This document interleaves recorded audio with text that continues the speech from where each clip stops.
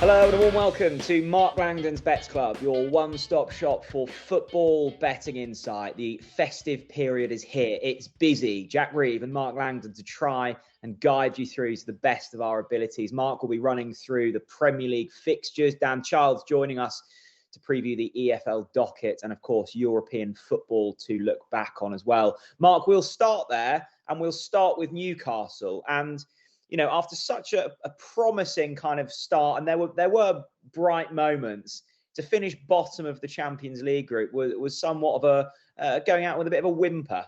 Yeah, disappointing. No doubt about that from Newcastle's point of view. I mean, will have been even more annoying because the result in Dortmund had gone their way, and Paris hadn't won, and so the option was it was open for them. I mean, whether PSG would have played differently had they known Newcastle were winning, you'll never know. But it was disappointing. I think there'll be some frustration from Eddie Howe.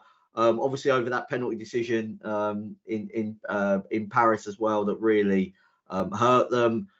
I tend not to kind of go, just for one sort of, officiating call as to why sort of you qualify or don't qualify. But it was a pivotal moment, and the injuries just stacked up in the end, and that was a problem for them, and a suspension to Tonali as well. It was a difficult group, but I still think it's one that Newcastle had the potential to get out of, and the way that they started the group in terms of winning that Paris Saint-Germain game at home, I think it was away from home that they really didn't put it together, because away to Milan they were poor. They got the draw, but they were really bad.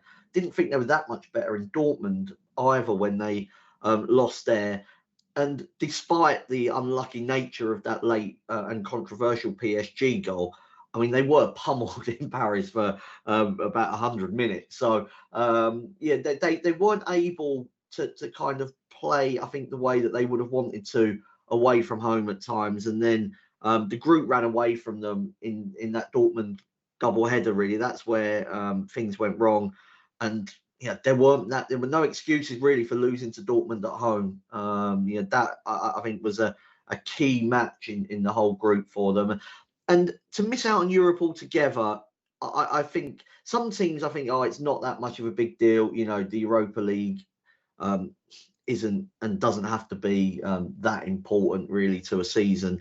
But I think for Newcastle, it would have been, a good opportunity to win a trophy and to really sort of lay down, I suppose, and establish kind of their place in sort of the European pecking order, because it does take time quite often. I mean, Man City, when they came into their money, weren't perfect in Europe from day one. In fact, they were a disappointment and couldn't get in the competition for a while, if you remember. So it is a gradual process. I think you kind of, one of them, you feel less starstruck the more you're in it. And so the fact, though, that Newcastle have gone out and Manchester United have gone out means they're less likely to be in it next season, because, given that English clubs, I think they'd almost assumed that they would get one of those two extra spots in the Champions League through the coefficient for this season. They're in big trouble now, because the sort of points, you get points for how far each team goes and for the wins that they get in a competition, but it's averaged out against all the teams in sort of Europe from that season. So, Man City, presumably are going to go on and win, a fair few games, and Liverpool will as well, and Aston Villa. But you're averaging it out with the fact that Newcastle and Manchester United can't get any more points. So, Newcastle or Manchester United could be kicking themselves if they finish fifth in the Champions League, in the Premier League this season, because their Champions League form might actually stop them getting in the Champions League next year. Yeah, only themselves to blame. I guess the flip side of that argument, Mark, I reached out to my two Newcastle supporting friends. I'm not sure if that shows that, that the not many Newcastle fans in Norfolk, or the fact I don't have many friends. But one of them was the same as you, like would have loved to have kicked on in Europe and maybe progressed in the Europa League. The other said, well, actually now this is a great opportunity to just try and get our Premier League campaign, back. And you said, Mark, probably 2 months ago now, this will catch up with them. Their squad isn't deep enough, and you're right, and they look bare. I mean, it's not all doom and gloom for Newcastle, is it? No, it's not. No, I think, the squad needs beefing up, but they've been very unlucky with injuries. And the Tonali suspension is one that they couldn't have foreseen, before it happened. And you've got a season-ending ban, just out of the blue. And I suppose maybe there's a question mark over whether there should have been more checks or, into backgrounds or whatever. But I mean, I don't think anybody knew, did they? So that one was really unlucky. Botman's been out for ages. Like Nick Pope goes down and is out for 4 or 5 months. I mean, you can't sort of level against that. And Eddie Howe was in a situation where the same 11 players were having to play for 4, 5, 6 matches, and that I don't think there's any team really that can cope with that. So I'm not surprised. I mean, this is early on in their wealth, and I'm sure that they'll continue to grow. But it's just within that squad, there are still players that were kicking around sort of the wrong end of the table under Steve Bruce, and you need to, as well as say like Lascelles has done since he came back into the team, he's not as good as Botman. And what's your you need to have players of that level that can come in and be almost just as good. Like, for Liverpool, if Konate plays or Matic plays, it doesn't really matter, does it? I don't think. And, Man City are obviously able to change a lot. And I think that's where Arsenal are trying to build from a position of strength now, where, they've got their team and sort of the large part of their squad, and then they can go in and kind of get a Declan Rice that kind of just elevates everything to the next level. I suppose somebody like Tottenham have struggled when they've not been able to play their best 11 this season. So Newcastle wouldn't be alone in that. And there's still a lot to play for. They've got obviously the Sunderland FA Cup game just around the corner. They're still in the League Cup. They've had an absolutely brutal draw in the League Cup. I mean, having to play, to get past Man City and Man United and then play Chelsea. To that kind of, once they get one trophy, I'm sure, the floodgates will open, because the amount of money they've got, and we've seen, with the Saudis backing of, golf and, John Rahm making that switch. It's a limitless pot, but they obviously having to manage financial fair play as well at the moment. But, it matter of time job before they become Champions League regulars, really. So still a lot to look forward to, I think. For I thought you were going to sort of suggest John Rahm on the right wing then for Newcastle or something. Well, I mean, maybe we might have to play in goal if they come. I mean, Dubravka was a doubt, wasn't he, for that game against Milan? But I mean, even down to that Milan game, just one last final thing on it. I mean, they had 8 shots on target. Milan scored with both of their shots on target. I mean, sometimes that can just happen, and you just have to sort of suck it up and hope to do better next season. City and Arsenal progress. We'll talk about them later on in the show, Mark. A quick word on Manchester United. I know they've got a bigger game this weekend, and we'll be previewing that next up in the show. But my goodness, I mean, talk about disappointing, and it was far from perfect. Yeah, I mean, the fact that they finished bottom of their group is sort of less forgivable than what happened to Newcastle. I mean, despite Manchester United's problems, and Copenhagen have done well. Galatasaray were an interesting team and fun to watch, but Manchester United should not be finishing bottom of that group, and they really only have themselves to blame, because the defending in the away games was an absolute joke. You can put a little sort of nod in for the amount of injuries that they've had, and that I know it's been often said now, isn't it, by some United fans, that everybody's talking about Tottenham's injuries and Newcastle's injuries, and other teams that have got loads of players out, and like Manchester United just glossed over the fact that there's no Martinez, there's no Casemiro, Shaw's been out for ages, Mason Mount's out, but I think it doesn't. Even when they were there, the performances were still bad. So I think that there's a lot more to it. The result against Bayern, losing 1-0, doesn't read that bad, does it? Because I think most people have expected Bayern to win the game, but they only had 1 shot on target in a game they needed to win, and 5 shots in the whole match. And to me, there was I think it was slightly cowardly the way that they played, almost tried to protect themselves from getting humiliated rather than trying to win the game and sort of really throw everything at Bayern. And Bayern had come off a 5-1 defeat at the weekend. They're not amazing defensively. So I think in the grand scheme of things, losing 1-0 to Bayern's not a bad result. But the way that they played, just, I don't know, it didn't feel like how Manchester United should play in a game like that, if that makes sense. Just finally, before we move on to the Premier League, Mark, having watched the group stages now, has your opinion on the kind of outrights changed at all? Not overly. I mean, I was sweet at the prices on Paris Saint-Germain. I mean, they need to improve. But I mean, I felt Man City were very strong favourites going into it, and I still think that they are. Bayern, not sure about them defensively. Real Madrid have had a lot of injuries, so it depends if they can get some of those Militao, Courtois, etc. back for the sort of business end. But not being, Man City just outplayed them last season. I know Bellingham's there. I don't know if he can completely bridge that gap. So, I think Arsenal, you look at like the Arsenal's potential opponents. I mean, if they avoid the obvious ones there and someone like Paris Saint-Germain, they've beaten City this season, going well in the Premier League. They sort of almost feel maybe better set up now to kind of play in these big games. So they could be interesting. I mean, Inter lost the plot, to be honest. I mean, quite what Inzaghi was doing, resting Barella and Lautaro for a game that I felt they needed to win. The difference between winning the group and coming second is huge in this season.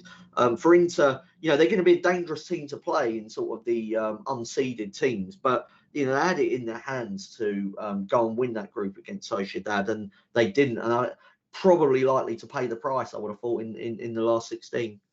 There we go then. That's the Champions League rounded up. Time for the Premier League and a big match to preview first. Members Club is now available on the Racing Post app. All Members Club subscribers can now access premium news and tips anytime, anywhere. Plus, if you're not already a member, you'll get 50% off your first 3 months. If you haven't already subscribed yet and want to join the greatest club in racing, simply visit racingpost.com/subscribe. Liverpool, Manchester United doesn't get any easier for Ten Hag, does it? This one Sunday, 4:30. Liverpool 1-3, 8-1 United, 9-2 the draw. That there are patterns that emerge on this podcast, Mark, and it feels as if at the moment it's discussing Erik Ten Hag. I mean, I saw something last night that I was very fond on as a Norwich fan. The possibility of Ten Hag getting sacked. Could they return with Kieran McKenna? I was on the Guardian Football Weekly podcast after the United game, and I referenced the fact that Kieran McKenna, because it was like there was this sort of moment where United are kind of searching for I don't know if it's a hero or just somebody to take them forward. Well, probably an identity as well. Yeah, exactly. Yeah, something that they can believe in, essentially. And was the answer Kieran McKenna, because he had another great result. He was already at the club, of course. I think it's difficult for United to appoint somebody that's not a bigger name. But we've seen time and time again, really, with United, that names, reputations hasn't worked out for them. And so, do they need to find their Arteta, essentially, and back him? But the difference between, say, Arteta, and as a Spurs fan, I'm hoping Ange does this at Tottenham as well. He's got the fans on side. Those type of managers are so narrow-minded and focused on what they want to be and how they're going to achieve it, and they're not afraid to make difficult calls. And if you go back to Arteta, they played half a season without a forward, but it was just one way of getting Aubameyang out of the club because he was seen as sort of a dodgy one to have in the dressing room. And like with Ten Hag, like, has he got that in him to kind of be that narrow-minded? I don't think so. I think he's, he moved away from his principles about 2 matches into his Manchester United career. And it worked to an extent last season because, of course, they won the League Cup. They reached an FA Cup final. They qualified for the Champions League. But I wasn't sure about the solidity of those foundations. The kind of underlying data wasn't amazing. And they've now got themselves into a situation where you mentioned the word identity, like they just haven't got that, and so they'll win games. And why people say they're inconsistent is because they'll win games just because of the talent they've got. I mean, there is, if you spend, if everybody's on 300 grand a week or whatever it is, like there will be good players and they will have good moments, but it's flawed because the best teams just have a process and they have a way of playing and they just play like that. And it can be different. Atletico Madrid do it different to Manchester City, and Arsenal do it differently to Liverpool or whatever. There are different ways of doing it, but like if you watch Liverpool, how they're going to play, and they won't always play brilliantly. They won't always win, but you know exactly what you're going to get from them. And with Manchester United, you don't, and that always comes back, I think, to the manager. And that the losing to Bayern 1-0 is sort of semi-acceptable, I suppose. What happened against Bournemouth had been coming. Even when they'd been winning games, against Sheffield United and Burnley, they weren't that great, were they? The Chelsea game obviously got a really high XG, but it was a chaotic match that both teams kind of showed their flaws in it. And I just think you can even look at the Everton game. Like Garnacho scores a wonder goal, and it looks like they've won the game easy. But for most of that first half, they were on the back foot at Goodison as well. So they just very rarely seem to be like the dominant team in matches. And it goes like this season goes right back to that opening match where Wolves just kept running through their midfield and they didn't score, and they should have had a penalty, and maybe they would have got a result there. But they just haven't been able to fix that. And he's tried different players, different ways of playing with Bruno deeper and stuff like that. But it's just not working, and he's fallen out with players. And the two that he wanted to get rid of, Maguire and McTominay, have probably been two of the better players this season. But the defence is deep. There's space between that defence and midfield and the forward line. Like they just look like a badly coached team at the moment, or one that's maybe not putting 100% in. I know that's been sort of the accusation against some of the players, wasn't it? After the Newcastle game away from home. Just looked like they were jogging until the last 5 minutes. I don't know. There's lack of heart and spirit. I don't want to go all Roy Keane because it's not the only problems. But if you're lacking heart and spirit, and you're also sort of lacking tactical nous, and you've got injuries, and suspensions with Fernandes out of this game, where is the light at the end of the tunnel? It's just hard to see it. I was wondering this the other day, Jack. Do you think they would have been better off just sticking by Ole Gunnar Solskjaer, who clearly wasn't amazing tactically, but at least had vibes, I suppose, when he was there? Vibes. I guess I think when you're a supporter of a football club that isn't particularly doing as well as you think they can, you just want to see something change, don't you? And often the easiest variable to change is that of the head coach. Now, Manchester United clearly have issues far deeper than that, but I think you just want something to grab onto and something to feel good about. There's not many out there, though, are there? No, there's not. I threw a question. I was in a pub, for far too long yesterday, and one of the questions I chucked out to the group was, would Unai Emery leave Aston Villa if Manchester United came calling? Most people were like, no way. Unless the wage is triple. Yeah, but I'm not sure he's sort of motivated by money, and it's damning that most people didn't consider it to be that much of a kind of upward step for Emery anyway. And I think it just goes. Paul Scholes was on TV, wasn't he, before the game, saying United's recruitment was so easy in the summer, they just needed to get Declan Rice and Harry Kane, as if United can spend like 200 million, blink of an eye, and plus wages, but are they that big a draw? Like, why would you go to United instead of like Arsenal or Bayern Munich? Look, there's lots of talk about this potentially getting messy for United this weekend. They're a massive price.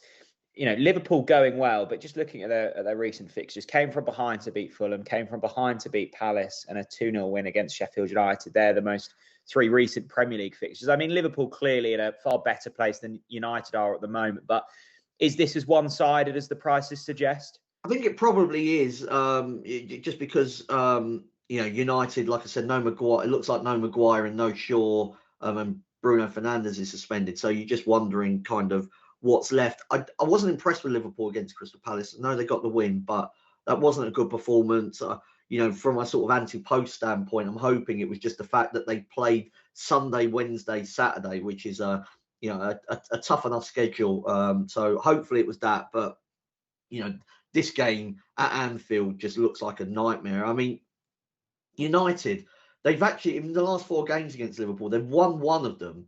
The other 3 finished 7-0, 4-0, and 5-0. So I don't see Liverpool showing any mercy. And I think they'll enjoy kind of going at United and really making it uncomfortable for Ten Hag. And Liverpool -1, as you mentioned, their price has been collapsing all week, really, on just about everything pro Liverpool. Hopefully Liverpool -1 can land. What price is that, Mark?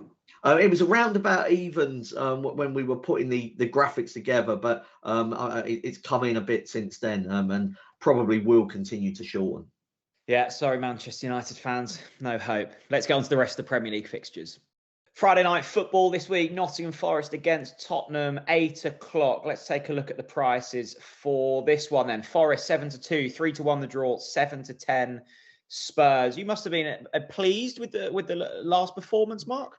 Yeah, absolutely. Fully deserved to beat Newcastle. Everything came together. Thought they played exactly the same way against Aston Villa for a large part of that game. Didn't get the second goal, and then unlucky to lose the game. Even against West Ham when they lost, didn't deserve to lose that one either. So I was always very calm about the kind of bad run in inverted commas, because I can see the bigger picture there. I think Tottenham are improving and actually playing better than when they were winning every game at the start of the season. Kulusevski coming inside as I think added a new dynamic to the team. I'm going to give a shout out to our graphics department for the assist front page that we've got for Friday's Racing Post. Of course, the pullout that's in the Racing Post every Friday. We've gone for Forest Slump, and there's a picture of Steve Cooper sat on a bench with his sort of lunch. Very good. And kind very of good. City ground in the background. Obviously a play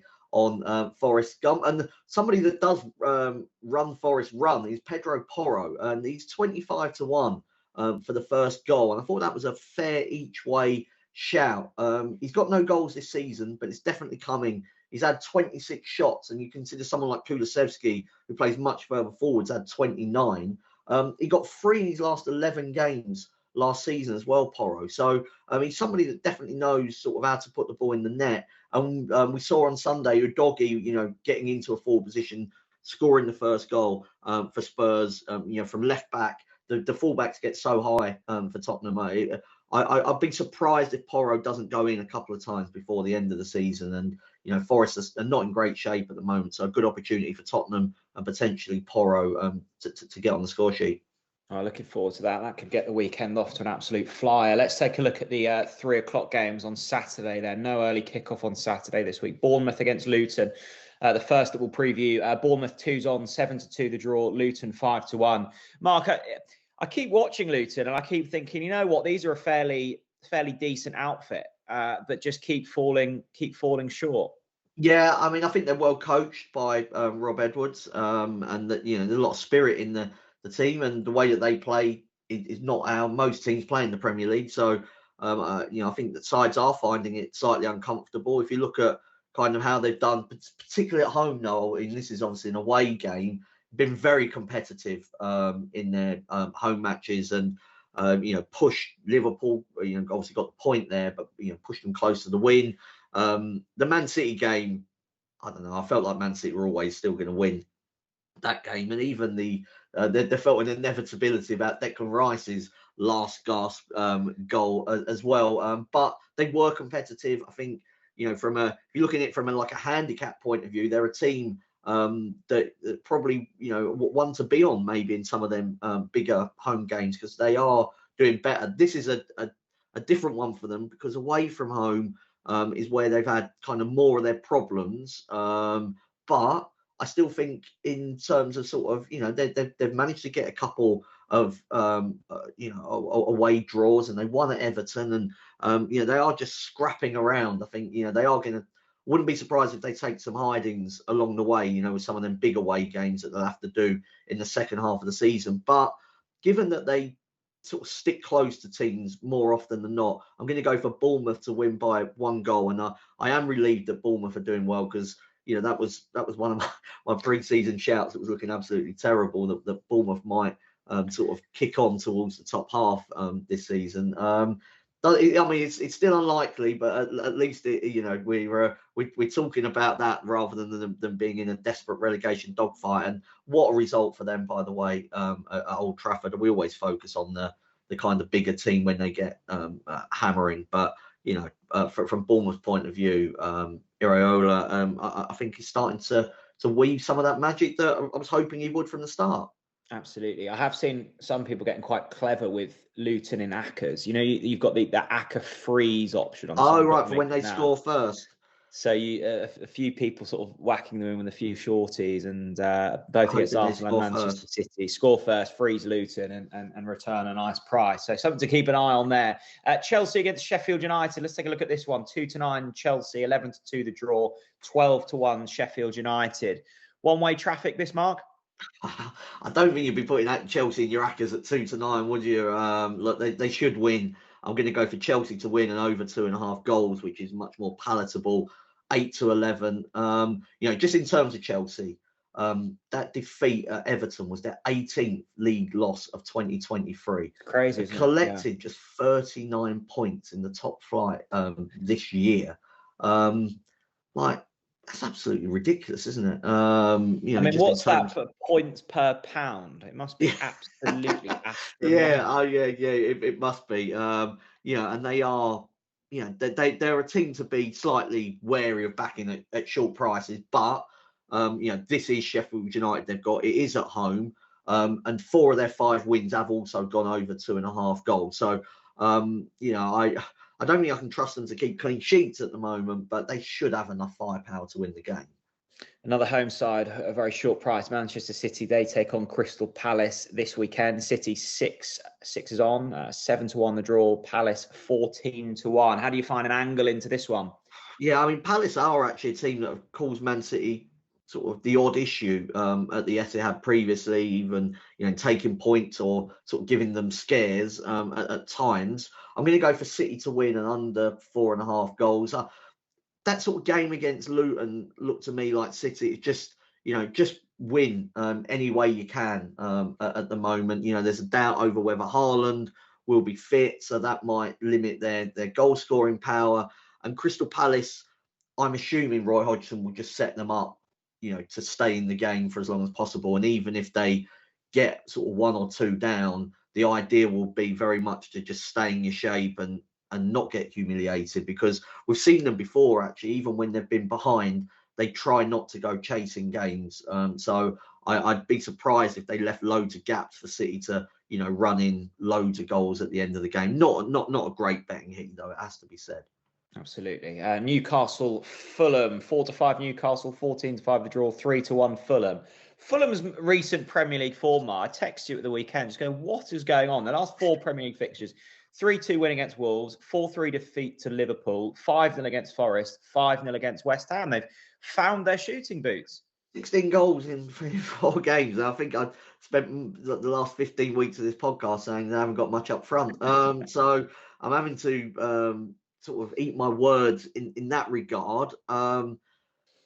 What's happened for them? I mean, well, Raul Jimenez has sort of come into some form, hasn't he? And I did wonder whether he had that in him, really, after that serious head injury, taking a long time for him to get back. But, confidence can be a wonderful thing. Tom Kearney looks like he's playing well in midfield, pulling the strings for them. So, yeah, I am sort of slightly amazed by what I've been seeing. I think from this game, though, I am going to go for a Newcastle win. It's quick turnaround's the biggest concern after what happened against Milan, obviously midweek, and we've gone over that in great detail. But if you have a look at sort of Newcastle at home, they are starting to get a couple of players back. I mean, they've beaten Arsenal, they've beaten Villa, they've beaten Man United, they've beaten Brentford, Chelsea, Palace, Burnley, and Paris Saint-Germain. So this is a team that does a lot of strong work at St James's. They've been drifting all week for this game. Obviously, Fulham are in good nick and Newcastle are not. But yeah, I'd sort of go against the sort of tide of recent form bias, I think, for this one. Okay, 5:30 on Saturday. Burnley against Everton. Some narrative in this one. 13-5 Burnley, 12-5 the draw, 11-10 Everton. This will be interesting. Yeah, the Dyche derby. I mean, Everton are going, obviously, the 10-point deduction sort of from a Premier League table point of view doesn't make for great reading. They're 17th, but they're actually going really well. Would be sort of top half without the deduction.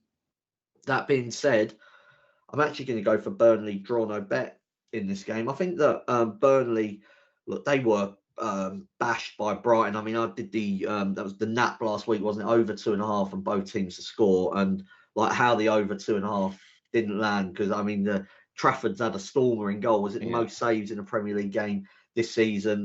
You know, which I suppose that there'll be some confidence for him because he hasn't been performing to the level, and that there was suggestions that maybe he should have been taken out of the team. But I think Burnley at home have had a really horrible run of fixtures, and when it started to calm down and there've been more winnable games, and this is still one of those, they've actually been a team that you know, I might look to be with in the second half of the season, and sort of draw no bet around about 6-4. Looks a lively price. I mean, obviously Everton, like I say, have been going really well, but their expected goals in the wins away to Forest and West Ham was only 0.7 and 0.8. So they are, I think, still a team that's vulnerable to kind of, at the price that they are, to want to back them, because I'm just not sure if they'll score enough goals. Okay, let's have a look at the Sunday action then. 3 more games to preview this week. Arsenal Brighton will be our first, 2 o'clock.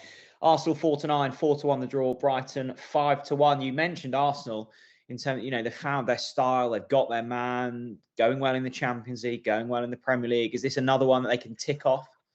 Yeah, probably. I mean, I can't believe this game is not on TV. Like the Sunday selections have been strange, haven't they, this season? There's been some really weird ones. Watching West Ham again at 2 o'clock against Wolves rather than Arsenal against Brighton. But there we go. I'm going to go for both teams to score an over 2.5 goals in this one. Odds against. I mean, both teams to score has landed in every Brighton game this season. And if you that Burnley game that I referenced earlier, I mean, they had 29 shots, 11 on target, didn't beat Burnley. You just know that, yeah, that's the way that they play, and they won't change just because it's at the Emirates. And in terms of Arsenal at home, 6 of those 8 Premier League games saw both teams to score an over 2.5 goals. And you know, I don't think there's going to probably be a team as attack-minded as Brighton going to the Emirates. You know, this season they're not going to change for anybody. Okay, Brentford against Aston Villa, 11-5. Brentford, 11-4. The draw, 11-10. Villa, lots of 11s in there. Villa going really well, Mark, and probably you know, 11-10, a price that a lot of people will look at and go, yeah, I'll have a bit of that. Yeah, not for me. If you have a look at Villa's away games sort of recently, they drew at Wolves when maybe they were expected to do better, and Bournemouth when they were expected to do better, and they nearly lost that game, needed a late goal, and they lost at Nottingham Forest as well. So there's been a jump in their home and away form that, you know, if they're to kind of finish in the top 4, they probably will need to sort of arrest that slide at some point. Even the Spurs game, didn't think they deserved to win that one either. And Brentford, plenty of pace, be looking to sort of exploit that high line. I just think that, yeah, the draw sort of stood out to me here as a game that I don't think that would be a bad result for either team. One just little interesting bit from this game. on expected goal difference, Brentford are actually performing better than Aston Villa this season, according to the Opta stats. Did you know that? I didn't know that. I do now. That is an interesting little nugget. You've done your Yeah. research, Mark. Yeah, thank you. Good stuff. Final Premier League game we'll be previewing this week. West Ham Wolves, 23-20 West Ham, 5-2 the draw, 23-10 Wolves. Yeah, I mean, having slagged off the game, Jack. Sorry, did I cut you off there? I mean, having slagged off this game, I was just getting excited because I actually think it might be better than what it looks like on paper. Still wouldn't be my choice of the 2 o'clock options, and those that do get more choices, I'm sure will be watching Arsenal v Brighton. Next season, we'll be able to watch that all legally, won't we? The games that are not at 3 o'clock on a Saturday are going to be on, so we'll have our choice. But I'm going to go for both teams to score. Wolves have scored in every game since that Premier League opener at United, when they did everything but score. And actually, Brighton are the only team above both of these in the both teams to score sort of frequency table. 13 of 16 for West Ham and Wolves. Both teams have scored. So throw that all together, and I think you've got a bet there at 8-11, albeit that it's not one that jumps out on the page as a must watch. It might turn out to be better than what I was suggesting sort of a few minutes ago. Mark, great stuff. I hope you've all jotted that down on your paper at home. It's time to jump into the EFL with Dan Childs. If you want some free football bets this season, we've got you covered. Simply head to racingpost.com/free bets, and there you'll find over £200 worth of them for you to use this season. That's racingpost.com/free bets. It's always difficult to keep up with the EFL this time of year. So many games. Let's try and get the sense from Dan Childs to work it all out then, Dan. We'll start with your team in focus. I mean, League One is so brilliantly poised at the moment. I know Pompey kind of not running away with it, but they've created a little bit of a gap after a big win earlier this week. But the teams in behind them, goodness me, it's competitive. We're going to be taking a look at Peterborough today, aren't we? Yeah, I mean, it's getting a little bit similar to last season, isn't it? When there was sort of three or four teams, Barnsley included, that kind of got away, didn't they, from the rest of the league? And I think the same sort of thing could happen this season. Peterborough, one of those teams. Portsmouth, as you say, that have got that gap in there, and Derby and Bolton are going well as well. But Peterborough, for me, looking at the betting, I mean, they're 7-1 to win the title, and I've just mentioned it's really a 4-horse race in my view, and that looks at a big price to me. I don't see anyone playing any better football than Peterborough at the moment in League One. I mean, they're the top scorers in the division with 40 goals. Their goal difference +20 is the best in the division. They're sitting in a decent place, 7 points off the top at the moment, 1 point off the second place, and they're only going to get better. I think he's got a young side there, Darren Ferguson, players that are improving all the time. In the front four, you go for Ricky J. Jones, who's now playing as a centre forward, taken over from Johnson Clark-Harris, who didn't get his deadline day move to Bristol Rovers, but he's kind of been made more of a fringe player. Now, he got 26 goals last season, Clark-Harris, but the fact that they've moved him to a bench player and they still look more dangerous is incredible, really. And the key is those three players in behind. You've got Joel Randall, Kwame Poku, and Ephron Mason Clark. I mean, Mason Clark, I think, is probably one of the best attacking players that there is outside of the top two divisions. And the only fear I would have for Peterborough is what happens in January if somebody comes in for him, because he's a fantastic player. But at the moment, with what they've got, like I say, they're a young side, exciting football, scoring lots of goals, improving all the time. If they kept that together, I would say every chance of them, even winning the title. 7-1, halfway through the season. Little poke from Dan Charles. Love the sound of that, Dan. 3 selections then for this weekend's action. Who are we starting with? Yeah, we'll stick with League One. I'm going to go with Wigan, draw no bet away to Port Vale. It surprises me what price they are. Wigan 11-8 they are on the draw no bet. I mean, without their 8-point deduction, they'd actually be in 9th place. Port Vale in 17th at the moment. I don't think Wigan are faring very well on the shot stats. I think that's feeding into the prices. But the way that Sean Maloney's side play, they kind of sit quite deep in a lot of their games and counter-attack. And it means that although they're not having lots of shots, the quality of those chances are often like one-on-ones. So they're scoring lots of them. So I do think that even though their overall shot stats are quite low, they're probably going to continue to do quite well and pick up points. Whether they're going to do enough, I mean, I can't see them going down. They've got rid of this deduction, got into a 14th place at the moment. Whether they can push even further and go for the playoffs, who knows? They've had one defeat in the last 9 games, so they're certainly on a decent run at the moment. Port Vale, they went 11 league games without a win until last week when I put them up, didn't I, to win away to Exeter. They nicked that 1-0 win. They've then had an FA Cup game replay in the week against Stevenage. That was 3-3, went to penalties. They lost. So they're playing lots and lots of games. Going to be a bit leggy. They've also got next week. They've got a massive EFL Cup quarter-final at home to Middlesbrough to think about. So I worry about them, whether their minds are going to be fully on this match, and certainly fatigue-wise, with with the legs. So Wigan, for me, not a team you want to be playing, in that state. So Wigan on the draw no bet looks a great price to me. Yeah, can't argue with that. Wigan draw no bet first up. 2 more to go. Who's next? Yeah, dropping to League Two now. Going to go with the 7th place Wimbledon to win away to Salford. A bit of odds against still around for this at the moment. That looks great price to me. They've had 3 wins in the last 4 league games, Johnny Jackson's side. They were 4-0 winners at home to Swindon last weekend. All season they played this sort of 4-4-2 formation with pace on both flanks. Got a great centre forward up top as well, Ali Al-Hamadi, the Iraqi international, who's getting better all the time, probably one of the best strikers in League Two. And then they're going up against Salford, they've had shocking luck with injuries really this season. Salford constantly got about 10 players over the last month or so injured. Their game was postponed last weekend. You'd have to wait and see whether any of these guys have come back or not. But there are so many players out at the moment. They did dig in and got a 0-0 away to Stockport a fortnight ago, but it was really just a defensive rearguard action. They've gone 6 games without a victory. And the way that Wimbledon are playing at the moment, I think, those odds, shade of odds against to win at Salford looks a good bet to me. Okay, two strong selections so far, Dan. The third and final, who is it? I'm going to go with stick in League Two. Going to go with Grimsby. Draw no bet.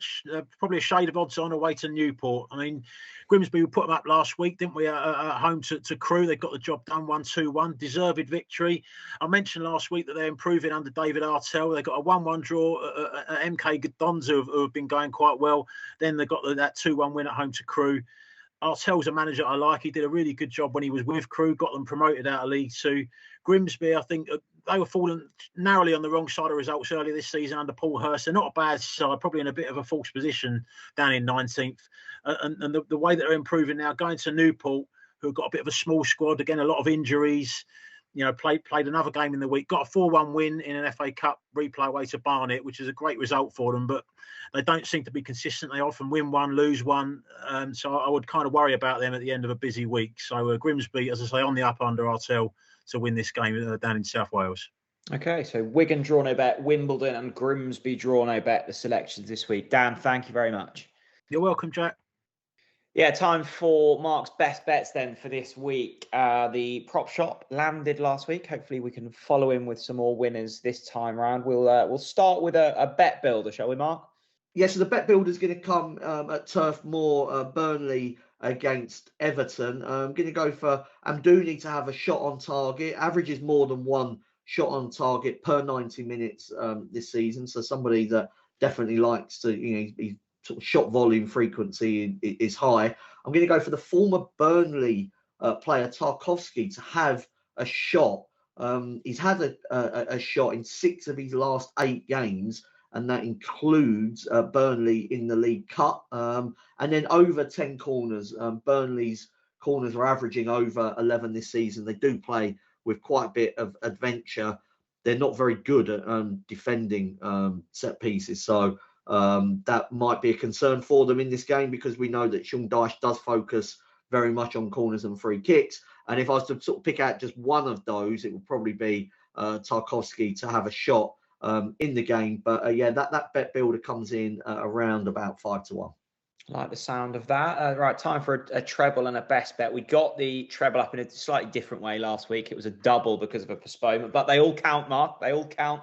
Let's try and find a treble this week where there won't be any postponements. Well, I'm hoping it's going to be a Sunday fun day in the Premier League. I'm going for both teams to score treble in sort of the 3 games at 2 o'clock. So Arsenal against Brighton. Brighton have had both teams to score in every game so far this season. Brentford against Villa.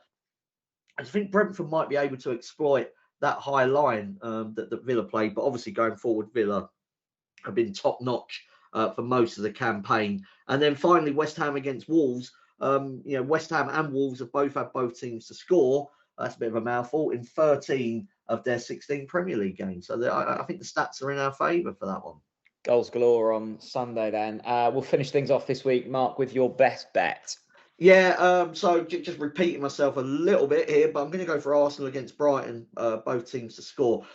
So the last time Brighton had a Premier League game where sort of the no landed in both teams to score was May the 14th. So in the last 20 games in the league, both teams have scored. That game actually, where it didn't, was at the Emirates. So hopefully history doesn't repeat itself. But on that occasion, it was because Brighton kept a clean sheet and won 3-0. So they are a side that they don't really care much for reputations. They'll play on the front foot. Really looking forward to sort of the game. I think it should be a belter. The last time Brighton didn't score in the Premier League, Jack, do you want to know? Last time they didn't score. It's been a while, hasn't it? February the 18th was the last time they failed to score in a Premier League game in a 1-0 defeat against Fulham when they did everything but score. So, yeah, both teams to score. Obviously, Arsenal were, great going forward, and you'd expect sort of their front players to hurt the way that sort of, hurt Brighton at some point. So, it's more about can Brighton get on the score sheet. And, yeah, I fancy them to do that, probably in defeat at the Emirates. Certainly exciting watching Brighton, isn't it? Right, there we go. That's everything wrapped up for this week then. What's your plans, Mark? Because Spurs are playing Friday, and whenever Norwich play on a Friday night, it doesn't happen too often. My weekend feels really empty after that. I think that's fair. It's sort of Saturday. I don't never like to say that I'm looking after the kids because as a dad, like that, it's just part of your job, isn't it? Oh, I'm babysitting. So no, the wife's out on one of her many Christmas do's on Saturday. So I'll sit down and watch the Strictly Come Dancing final with my daughter. He's very excited about that. I'll probably need to have a bet to. I was going to say, have you got an angle in there? I haven't yet. Ask me again at sort of 6:30 on Saturday, and I might have one. And then Sunday, no, that will be very much. Going to do a seafood platter dry run for Christmas. Are you responsible for that? I am. Yeah. I wouldn't let anyone else. Near it. To be honest, I'm very particular about the seafood. So I'm going to do a dry run, make sure we've got the right stuff, get the order in, and stuff like that. How about you? Who've Norwich got?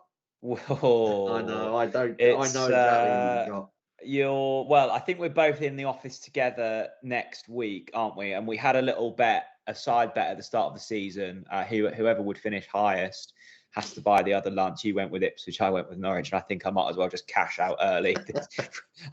I cash out for like a Pret or something on Wednesday. Yeah, maybe two courses instead of 3. It's not going well. You never know. Norwich have hit a bit of form at the right time. I'm going to be watching behind the sofa, I think. That's another week of Bets Club sorted. If you're following Mark or Dan in with their selections, please remember to do so responsibly. We will be back next week for another episode of Bets Club. Until then, stay safe. Bye-bye, everyone.